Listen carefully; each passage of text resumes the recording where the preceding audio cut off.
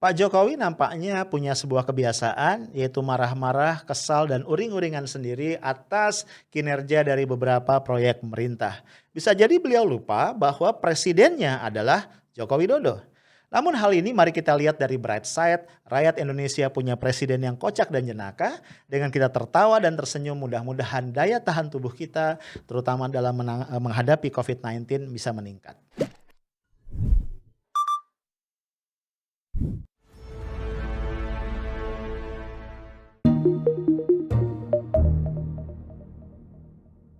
Halo guys, ketemu lagi kita Minggu sore ya. Ini tanggal 30 Mei 2021.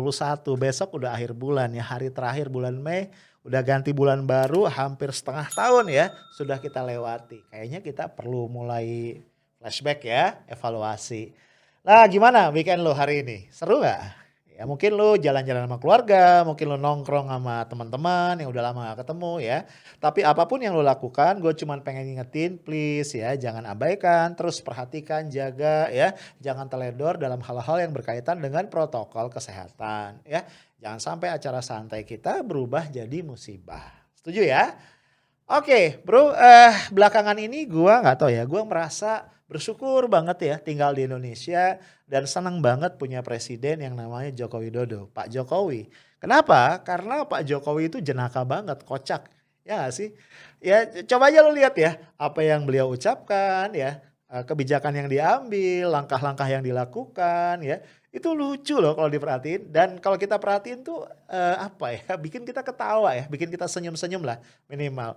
Dan menurut gua ini bagus banget dalam konteks kita menghadapi COVID-19. Ya nggak sih? Kan kata para pakar ya, kita nih ya pasti bisa terpapar virus ya, virus COVID kayak virus yang lain-lain. Tapi probability kita terjangkit ya itu akan sangat tergantung pada tingkat imunitas. Ya nggak sih? Dan katanya orang yang riang gembira, orang yang senang, orang yang nggak stres gitu ya, itu imunitasnya bagus. Ya, jadi mudah-mudahan ya kalau kita sering ketawa ya, melihat kejenakaan ya, kepolosan, kelucuan dari Pak Jokowi itu imunitas kita bisa meningkat. Jadi thanks to Pak Jokowi. Nah, belakangan yang bikin gua ketawa ya atau minimal senyum-senyum sendiri adalah Pak Jokowi ini lagi sering marah-marah ya, lagi sering kesel dan juga mengkritik Presiden Republik Indonesia yang namanya Joko Widodo. Sampai-sampai di berbagai grup pertemanan ya itu beredar satu meme, bentuknya kayak komik. Ceritanya nih, Jokowi lagi ngomel-ngomel ngeritik presiden, presidennya siapa? Dia sendiri. Koplak katanya. Emang netizen kita tuh kurang ajar ya. Jadi kalau ada apa survei atau apalah ya untuk mengukur level atau tingkat kekurang ajaran netizen, gue yakin orang Indonesia juara. Nggak mungkin ada yang lain. Di titik itulah gue bersyukur gue bukan presiden. Bro, ini beberapa ya catatan ya dari beberapa berita yang gue lihat ketika Pak Jokowi mengkritik pemerintah. Ya, gua nggak tahu waktu Pak Jokowi mengkritik dia inget nggak ya kalau pemerintah itu dipimpin oleh presiden dan presiden itu adalah Joko Widodo. Yang pertama misalnya ya ini lo lihat.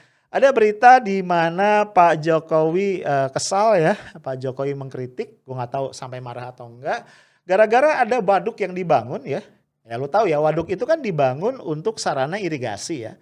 Waduk itu ternyata nggak ada saluran irigasinya, baik irigasi primer, sekunder maupun tersier. Jadi pertanyaannya, itu waduk dibangun buat apa? Itu waduk apa kolam renang? Kolam renang gede banget atau danau buatan?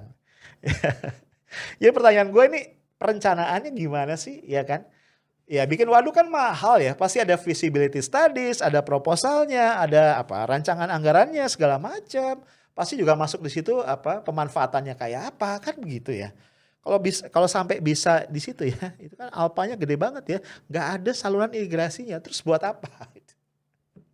Kemudian juga Pak Jokowi kesal banget nih ya, karena ada pembangunan pelabuhan ya, sayang Pak Jokowi nggak nyebutin pelabuhan mana, yang itu nggak ada akses jalannya. Nah loh, pelabuhannya buat apa? Jadi pelabuhan yang menghadap ke laut tapi dia nggak bisa diakses dari darat. Nah loh, buat apa? Ya, yakin gue bingung ya. Ini pakai perencanaan, pakai proposal, pakai FS apa enggak gitu. Dan yang menemukan kesalahan itu Pak Jokowi ketika melakukan turba ya, atau kalau di gua nih riset namanya turlap, turun lapangan. Kok bisa gitu ya. Tahu ya Pak Jokowi kan memang punya hobi ya turun langsung ke lapangan, belusuan ya gitu ya, ngelihat ke sana kemari. Dan ya gua bingung juga kok Pak Jokowi baru tahu belakangan. Itu. Marah-marah di publik, aduh ya. Aduh kacau. Gak cuma sampai situ ya, ini ada lagi nih. Ini di statement Pak Jokowi ketika menyampaikan speech di semacam rapat koordinasi atau rapat evaluasi pemerintah ya. Nah itu lihat dulu, ini gua ambil dari Detik. Perihal akurasi data juga masih menjadi persoalan sampai hari ini. Dampaknya kemana-mana. Contoh data bansos yang tidak akurat, tumpang tindih, membuat penyaluran menjadi tidak cepat, menjadi lambat, dan ada yang tidak tepat sasaran. Begitu juga data penyaluran bantuan pemerintah lainnya. Data pemerintah pusat dan pemerintah daerah sering juga tidak sambung. Ini yang terus harus kita perbaiki. Persoalan yang diangkat Pak Jokowi juga menurut gue krusial. Kenapa? Karena data bansos yang tidak akurat ya, sehingga penyampaian atau distribusi lah bantuan sosial COVID-19 ini menjadi tidak optimal dan saling tumpang tindih. Jadi bayangan gue nih bisa jadi ada orang-orang yang berhak menerima mungkin gak dapat sama sekali karena tidak ada dalam data, tapi ada juga orang yang menerima lebih dari satu kali gitu ya. Atau bisa jadi di data itu juga sebagaimana yang pernah dibahas ya oleh Risma dan KPK, ada data-data fiktif gitu ya, yang tadi menimbulkan potensi penggelapan yang cukup besar.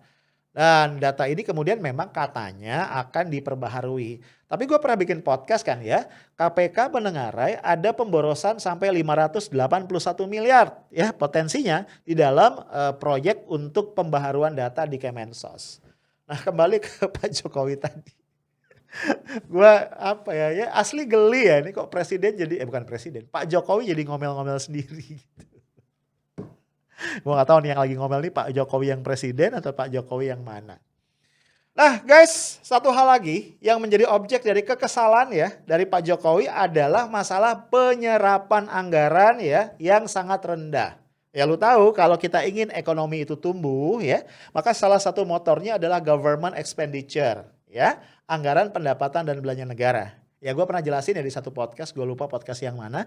Kalau kita bicara ya pendapatan nasional yang menggambarkan sejauh mana ekonomi itu tumbuh, ya rumusnya adalah C, consumption, ditambah I, investment, ditambah G, ini government expenditure, ditambah X minus M, ini adalah ekspor dikurang import atau biasa disebut sebagai net export. Nah guys, ada faktor G ya, faktor G yang ini sangat penting terutama ketika ekonomi mengalami krisis sebagai dampak dari COVID-19 ya. Ketika konsumsi masyarakat sedang turun, investasi sedang lesu, of course government expenditure ya faktor G tadi menjadi sangat-sangat penting. Jadi wajar kalau Pak Jokowi kesal karena dari data yang beliau peroleh ya, penyerapan terhadap APBN ya, realisasi APBN itu masih di bawah 15%. Lu bayangin. Parah ya. Sementara APBD itu lebih rendah lagi, hanya sekitar 7%. Nah, hal yang sama terjadi pada dana khusus yang berkaitan dengan PEN, Pemulihan Ekonomi Nasional akibat COVID-19. Lu bayangin, dari dana yang dialokasikan sekitar 700 triliun, ya dari data yang sudah diserap, disalurkan, dan dibelanjakan itu baru sekitar 24,6%. Parah ya. Gue sih kalau dikasih duit suruh belanja, wah gue semangat ya. Duit buat sebulan gue habisin sehari. Ini kok nggak habis-habis tuh duit ya kan? Gua nggak tahu ya. Ini mandeknya di mana. Nah, cuma nggak tahu ya. Gua ngerasa nih ada semacam inkonsistensi data ya. Misalnya kalau kita bicara penyerapan dana untuk pemulihan ekonomi misalnya atau dana APBN. Lo ingat nggak? Ya ada pernah beredar berita bahwa Risma, Menteri Sosial kita mengatakan dana untuk bansos tunai di tahun 2021 ini udah habis. Dan sebagai akibatnya maka program bansos tunai itu akan dihentikan. Nah tapi ini kata Pak Jokowi serapan dana APBN dan juga dana PEN sangat rendah. Misalnya kayak gitu kan gue jadi bingung nih kok datanya inkonsisten. Tapi memang kita tahu ya kalau udah perkara penyerapan dana segala macam, tadi perkara data emang masalahnya sangat-sangat ruwet. Nah Bro, dari gambaran itu semua, kemudian pertanyaan kita adalah, ini pemerintah kita ini governance-nya gimana ya? Ketata laksanaannya gimana? Kok bisa tadi ada kesalahan-kesalahan elementer yang terus terjadi? Ya kembali misalnya ke contoh yang pertama dan kedua ya, persoalan waduk yang nggak ada irigasinya atau apalagi tadi persoalan pelabuhan nggak ada aksesnya. Menurut gua kan ini simpel banget ya, mendasar banget. Kok bisa ya dana miliaran atau mungkin triliunan digelontorkan untuk proyek-proyek strategis tapi kemudian tidak didasarkan pada studi atau perencanaan yang matang sehingga ada elemen-elemen mendasar yang kemudian luput. Dan gua rasa bukan cuma itu aja ya. Kita lihat misalnya sebelumnya gua pernah ngebahas tentang bandara, ya nggak sih? Bandara Kertajati. Ya lu bayangin aja, Kertajati itu kan dana pembangunannya berapa ya? Sekitar 3 triliun ya kalau gua nggak salah. 3 triliun apa berapa ya? Mahal banget. Dan waktu itu oleh Pak Jokowi sendiri loh, digadang-gadang menjadi bandara terbesar kedua di Indonesia sesudah Suta. Ya kan? Wih, emang megah banget sih. Gue sih belum pernah lihat ya. Video-videonya kan beredar ya. Itu megahnya dahsyat luar biasa. Tapi ternyata kemudian semakin lama semakin sepi. Akhirnya tidak ada lagi penerbangan komersial yang beroperasi dari Bandara Kertajati.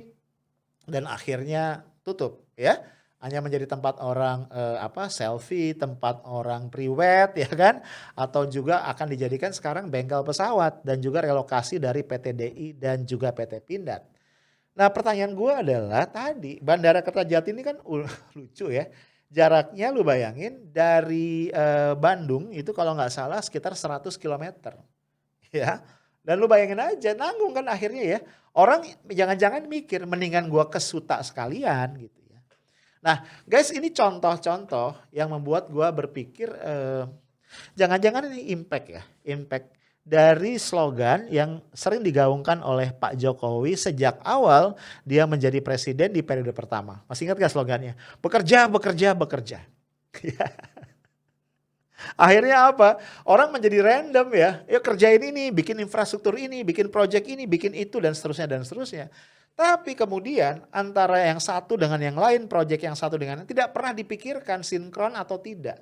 Ya, tidak pernah juga ada analisis mendalam mengenai kebutuhan dari sebuah proyek. Dan kita lihat dampaknya dahsyat ya, luar biasa. Dan menurut gue ini sangat-sangat disayangkan. Tapi menurut gue yang lebih gue sayangkan adalah tadi.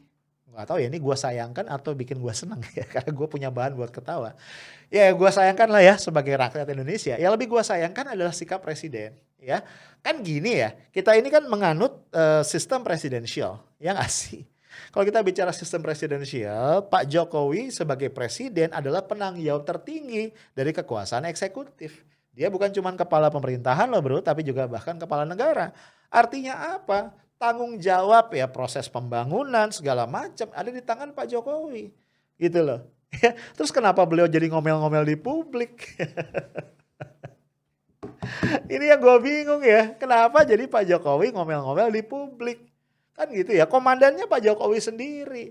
Kalau gue jadi Pak Jokowi, bayangan gue adalah ya panggil aja anak buahnya beresin. Atau ya harusnya dari awal preventif ya. Ada garis kebijakan yang clear ya. Sehingga setiap pembangunan infrastruktur atau penyaluran bantuan atau apapun itu punya semacam koridor ya. Semacam koridor kebijakan yang itu tidak boleh dilanggar oleh pembantu-pembantunya. Gue gak tahu apakah di dalam rapat kabinet misalnya para menteri melaporkan. Kan rutin kan ya rapat kabinet ya? Atau enggak juga gue gak tahu ya karena gue bukan menteri.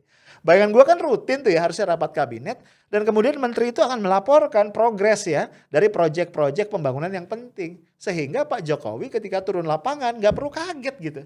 Ini gue ngebayangin juga. Kan Pak Jokowi misalnya peninjauan lapangan nih. Itu kan gak ujuk-ujuk pergi kan. Betul gak sih? Sebelum peninjauan lapangan ada report kan dari menteri-menterinya kan. Terus dia turun lapangan gitu. Terus kenapa jadi kaget? Apakah memang yang dilaporkan di rapat kabinet nggak cocok dengan kondisi lapangan atau gimana gitu. Nah tapi guys dari semua ini ya menurut gua ya akhirnya poinnya satu. Bahwa memang governance itu ketata laksanaan ya pengelolaan pemerintah kita tuh joroknya luar biasa.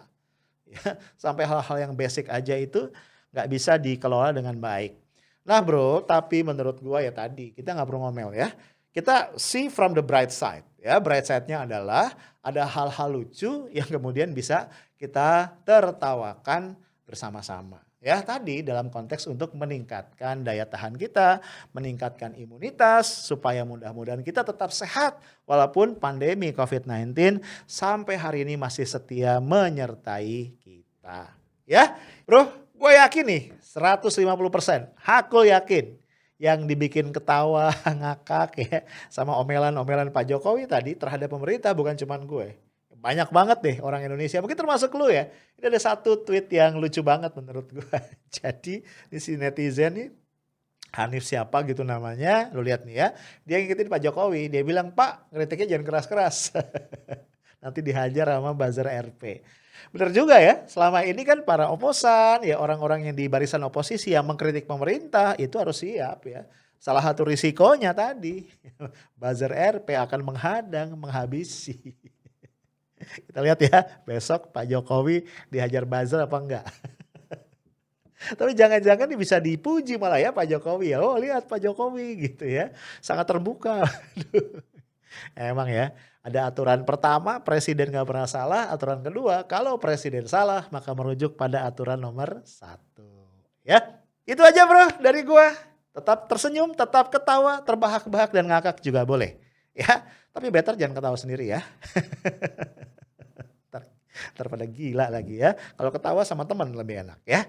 Itu aja dari gua. Stay tough, smart and professional. Assalamualaikum warahmatullahi wabarakatuh.